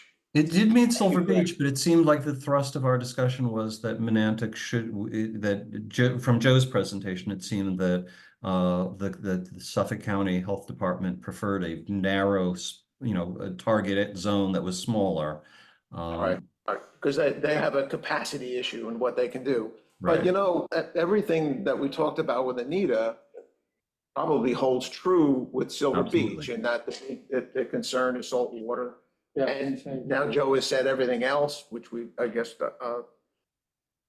But maybe your email would get better response than. Well, let me say something about that. First of all, Silver Beach has more waterfront properties than the Menantic Peninsula, all the way up to Smith Street. Smith Street. Yeah. Secondly, if we were to be included in this effort, we've got 4 events coming up, a cocktail party, we have a door-to-door membership outreach that's going to go on 4th of July weekend. We have our annual meeting on July 27th and a barbecue on September 14th. At all of those events, we could be speaking with people face to face and saying, this is coming down the pike and we want you to participate in a way that's going to be much more effective than just an email or a president's letter, what have you. I don't So, have a drink until you agree. yeah, well, we could. Well, okay, so we're coming I'm back to here. a topic that didn't get fully considered, and that was, so back to that agenda item. Greg, thank you for bringing us back to it. Joe, do you feel like it's problematic from a Suffolk County Health Department point of view to be incorporating both Menantic Peninsula and Silver Beach in this round? Or whether of testing, or whether it's wiser, do you have any sort of a sense that it's wiser to phase Silver Beach into a second phase, or whether they could be included in this phase? And I don't Doug, think- yeah, go ahead. I don't think there's a risk that they would say no to doing it. I don't think that's what the relationship is shaped up to right now. But it would change the schedule of testing. I don't think we could collect all those samples within the window that the committee expects.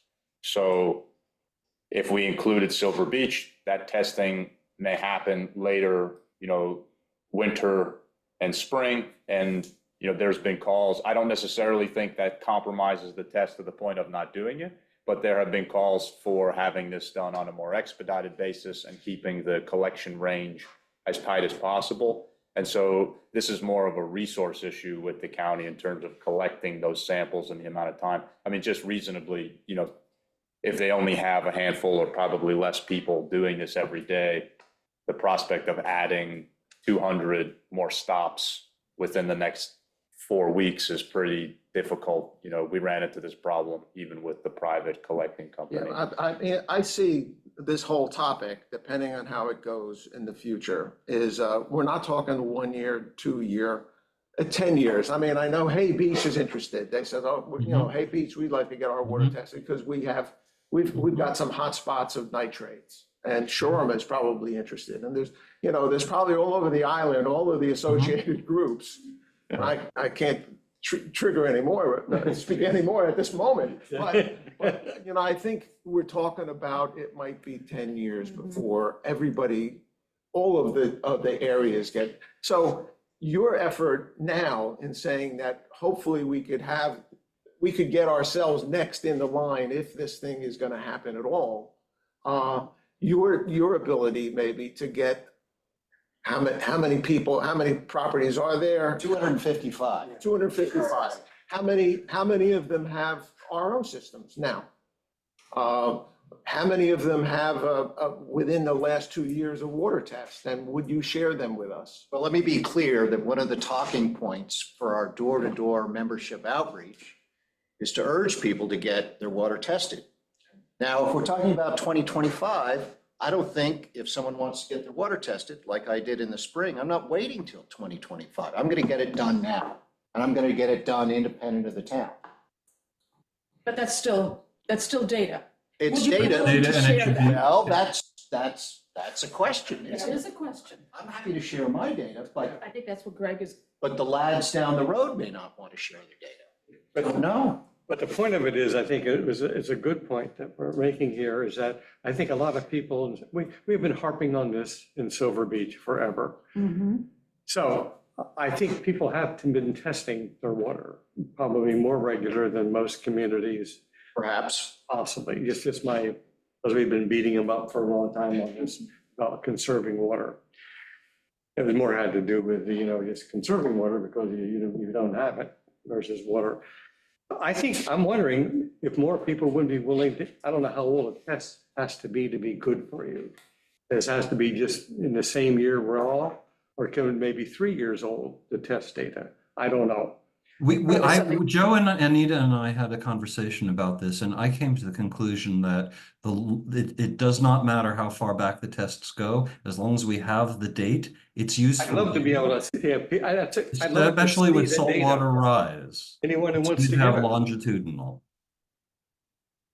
And just to clarify, the extension was not to say, let's try to squeeze that effort into this, No. Yeah. the Natchez. It's a bigger problem. Leapfrog a year out, we're talking about 2025. We are, and I don't know how that plays, in these various forms. When I tell them, gee, we were advocating for water testing in 2024. We had Lou and Lois Corbett come here and speak to you 3 months ago. Yep, And now we get pushed back. I don't think that's fair. all I right, really so- don't. All right, but be careful, Doug, because you may find yourself having to recuse yourself. So let the others of us have this conversation a little bit. I don't live in Silver Beach, but I personally don't have a problem with, at this point in time, saying that Silver Beach is welcome to join in this program with Monantic Peninsula. And if you get your stuff together, then, assuming Suffolk County Health Department has the capacity, we may not get 50 or 100 homes on Monantic Peninsula. We may only get the 7 that Anita is pointing out. In which case, if you have another 20, it would be good to include them in the program at this time. I don't know how the rest of the committee members feel about that. Our recommendation was Monantic Peninsula only previously, but I feel that as a non-Silver Beach resident, I feel that Silver Beach should be included in either in this round or immediately following, or as Suffolk County Health Department has availability. If they can do a handful of tests, because we only have a handful set up for Monantic Peninsula, and then a handful of tests for Silver Beach in the September, October, November time window, that's not a bad thing. Anita has her arm up here, Peter. I couldn't see you, Before- Anita, please. There's just one quick thing I want to say, and that is, given Suffolk County Health Department's long time in their testing for private wells now, and Jason Heim verified this, it's taking them longer to do things ever since they got hacked. So we need to see if the time frame that this testing is going to happen in can actually happen. If they can actually do it, because they sort of have a reputation for taking longer to do testing than they have the capacity to do. Yeah, which is why I think we should pursue more neighborhoods, because it may take a long time before we get the results. Yeah. And so I'm not of the mindset that we have to do this within a few weeks to call this a helpful test. I think at this juncture, we should try and get as many people as possible, and perhaps a neighborhood should be targeted in that tighter window to run that sort of experiment. But I don't see any reason why we shouldn't look to include Silver Beach now, with the understanding that this testing may run into the winter and perhaps even the spring, depending on how many people there are. But to your point earlier, Doug, this test is $100. If I was one of those people that was legitimately concerned, I would sign up now, and I think. 25. What's that? 125. $125. I would be signing up, and I think that this cross here is when we are saying, as a town, we want to collect all of this and understand it as a group.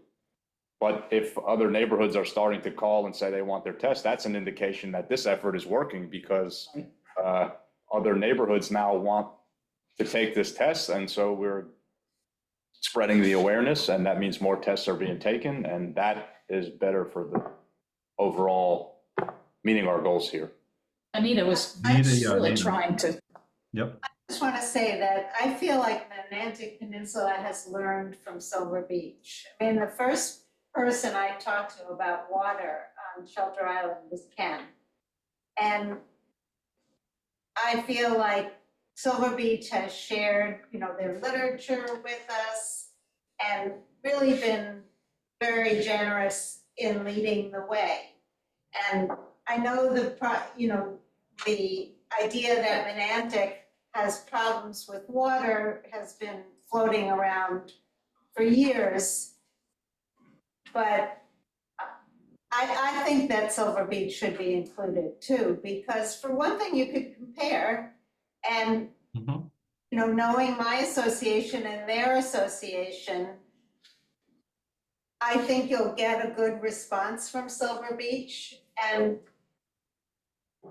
I think you'll get a good response from Menantic as well, but no promises. I think this is determined by Suffolk County Health Department's capacity. This Mhm. whole, how many can we do? It has to go back to them. Right. Collection. How many can they do within a window that we find acceptable?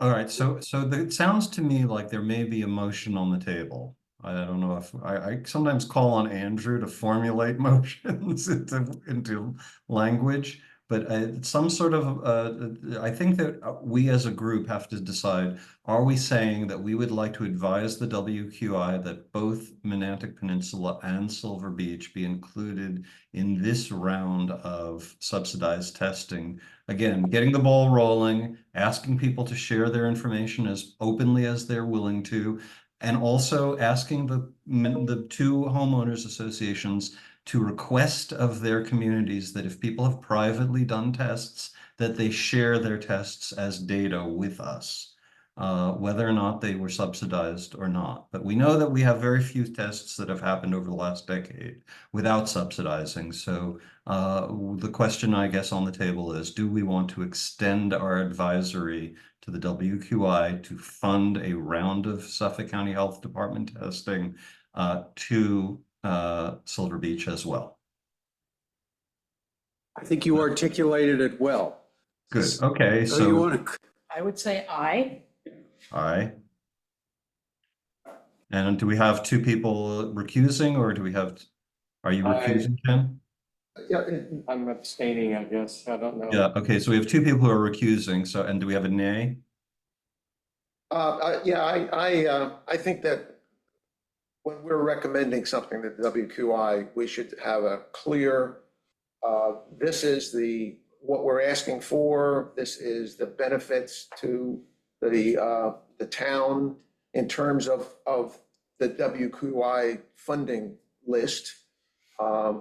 And we should have some identification as to the issue regarding location, specificity of that. But and that's why I would say I don't feel that we're ready to send a request up to the WQI. So no, because no, we're not at this time. Do you? Peter, can I vote? So I'm going to allow both Silver Beach residents here to vote, but with the awareness that, full disclosure, two people live in Silver Beach. Does that seem reasonable to everyone? Okay. It does. Say, Okay, so do Ken and Doug, do you want to vote? I vote aye. Aye, okay. Just So, being a okay. resident, I abstain. All right, Meg's You're- trying you're to tell, continuing to she's say. trying to say something here. Yeah, I was gonna Yeah, say, please. probably shouldn't vote because, You're a resident. you're a resident. Okay, so without those two abstaining because they live in the neighborhood, 4 are voting, as I count it, 1, 2, 3, 4 are Yes. voting aye, 1 nay. An aye, Andrews an aye. Andrews and Do we I. need to- do we need to make Joe is a aye, motion? Lisa is Joe, aye. are you a voting member? Yes, I am. So that's 3 out of 4. But Four, let me, four. to eliminate this voting controversy here, or question, perhaps we continue down the path that we're working now of developing our relationship with the county and concurrently garnering community support. Perhaps there's a hybrid approach here where the county says, we can do 100 tests or 125 tests, and we can solicit both communities understanding what the capacity is for testing and sort of work in a more dynamic sense like that, where maybe we have capacity for more tests, maybe the Monantic response isn't so strong, and we can move the tests around to, you know, as demand. So do both at once, both areas. Yeah, not lock ourselves in with, we're only testing this territory, we're only testing that territory. We've got 2 territories identified as priority neighborhoods. We can work to understand what the county's capabilities are, and if that allows for a little bit of testing in both areas, then that's great. And that will help inform our funding request as well. If the county says we can only do 100 tests, then that's how we know, that's how much this will cost, and work in a more. Okay, I have a question. The county is doing the testing. It's costing us $100 per household. So are we asking for that to be subsidized by, that total amount to be subsidized by the WQI? That is correct. So is, to your knowledge, would they be prepared to, for 100, pay for 100 households, no matter whether they're in Montclair or Silver Beach? I would think it would be the same judgment, yes, that if it's 100 sites, depending on which a blend or individuals. So they'd be more It's the same amenable. question, it's just that. What's in it for us, basically? Just 2 different lots. Yeah, I mean, you know, the description of what is intended to happen and the benefit to be achieved and where it fits in the WQI, a list of things that they're allowed to do. That whether or not it's one of the districts or the other, it's. You certainly could validate whether or not there's nitrates in these low disease areas. I mean, Yes. from that standpoint, you don't have that data. And That's certainly true. In essence. So it would resolve that issue, and that's the strongest point you have for funding with WQI money, in essence. It would also help give us some PFAS readings. That Yeah. we currently have a big old goose egg when it comes to what is going on with other contaminants in our aquifer. So this would give us a pretty good snapshot of some of these other contaminants that we have not been regularly testing for. Does the advanced system handle those guys? Could they? I mean, no, right now they're not designed to. But it certainly would work on the nitrates. On the technology to Right. handle The They're working on it, filtration but it's not technologies. there yet. yeah. So it's not here. of treatment. Yeah, it's tricky. Yeah. All right, but Joe was basically saying that in 2 weeks, there's another WQI meeting, and he was hopeful that an approval for funding for this round of testing might be able to happen at that meeting. Greg is skeptical that we're ready for prime time. Most of us seem to feel, our sense seems to be that both Silver Beach should be included and that the request should be made. I think that's the state of play at the moment.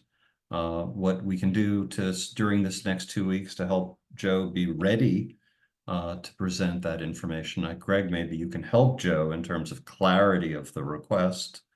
You know, where. Just to be clear, Peter, the resolution that we just voted on is no longer on the table.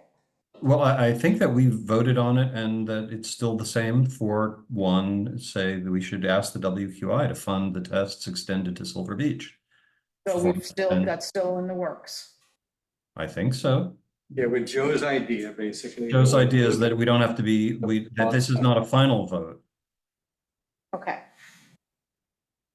that we'll still work on trying That would to. include finesse things. nitrates. And PFOSs and everything else, that's right. But the vote that we passed was not so much a resolution. We're not resolved to do anything. It was a sense of the committee. It's a sense, yes. Right. All right. Okay, so just a quick item under new business. I may throw this to Lisa. I asked Jessica, but she might not have got the information in time. But I'll again ask Lisa, Jessica, to put the new fertilizer regulations brochure that Tim has taken to, oh, you have it with you, I great. You have them can with share me, it right around there. And we'll also post it. And requested that we look at them and decide which weight we think would be advisable for circulation. Now, the wonderful thing is that there is a grant that the Green Committee has that would take care of production and printing. So the money is coming from the Green Committee. Therefore, we don't have to be concerned about the financial Weight meaning the paper. weight, meaning paperweight. So if you would just, before you leave, look at this, and I've got Post-its. Even put a little vote on here. I like this weight, I like that weight. We still have questions as to whether these are gonna be mailed, like in a bulk mailing, or if they're gonna go to many outlets on the island. So we're gonna start, I think, with the production of the option, 500 copies is $220, 1,000 copies is $335, 1,500 copies. Tim is still waiting for the price. And again, this is covered by the Green Committee, thank you very much. So just vote for this and we'll start production. There's a couple of things that still need to happen. The QR code directs us to the list of landscapers, and we only have half the list, so I'm hoping that by Tuesday that we'll have the whole list. Kevin Mansky will put the QR code in here so that the homeowners can go right to that list of licensed landscapers. I would imagine other And again, people the- have done this in the island for distribution, for a count. In other words, it would give us an idea as to what volume. I would imagine that we've had these things out here for other kinds of brochures. I just wondered if somebody would know, oh, we do that, we can order I don't know. 500 or something, I don't know. I don't know. I think we have flexibility, you know, we could start with Okay. 1,000 copies, and if it looks like they're moving, and if it, Yeah, then we there's just usually get more. volume discounts. It's a great brochure. It's great, He great. did work a you guys have wonderful done. job, and I Good. really Yeah. appreciate the Green Committee. So Tim updated, he said 1,500 copies is $465. Okay? 1,000 was $335, and then Okay. 500 was $220. Again, we don't have to worry about that, but in order to be conscientious about other committees, then, Okay. all right, so please don't leave until you just feel them, look through them. Just All put right. a check on them or something, Yeah, just check. your initial. I check, you don't even have to initial, just check whichever one you like. Whoever gets the most checks wins. Bingo. 2 minutes, checking. All Okay? right, so everybody, are there other items that people need to raise for new business? Things that we should be circling around to? Anybody online, wanting to chime in here? I still. I know I'm talking Elise to had put realtors. thumbs up at one point. Thank you, Elise. Yeah, I mean, I don't want to take you any more time because I know you guys are been there for a long Okay, but time. briefly, Been a that's okay. great discussion. I'm in Montclair, I'm on Simpson, I'm across the street from the water. I am filling out my water testing application as we speak. I'm Mhm. not waiting. I think the gentleman in the nice peach shirt said it best, that there should be a lot more outreach to our community to get people to do the same. And then you don't have to worry about waiting for money from the state or the county. Right. So, and I will be happy to share my information. So That's hopefully, wonderful. I mean, we have a party coming up in July, and we'll liquor everybody up and talk to them about that, and hopefully get them to participate. So Anita does a great job, but she needs to be a lot more assertive with these people. All So right. we need to all participate. So hopefully we'll get some good information for you guys. That's great. Thank you, Elise. You're welcome. Joe, I had an idea on, with the county form, there's an application form, that sort of, weird thing that it's been mimeographed too many times. Would be interesting to put a box on that form where you could check and say, yeah, I'll share my data. Yes. As a very simple, innocuous way to get that data. Yes, that's one of the discussions we're having with them now. Mhm. We definitely want to encourage, we're I'm looking to opt-out. encourage openness. Not opt-in. All right, so we've worked it hard. We're now an hour and 10, 40 minutes into overtime. Print at the bottom. 10. So motion to adjourn and have a good afternoon. Make what use of cool weather we can. All right, Thank you. everybody, Thank have a you. great month, and I'll see you on Thursday at 5.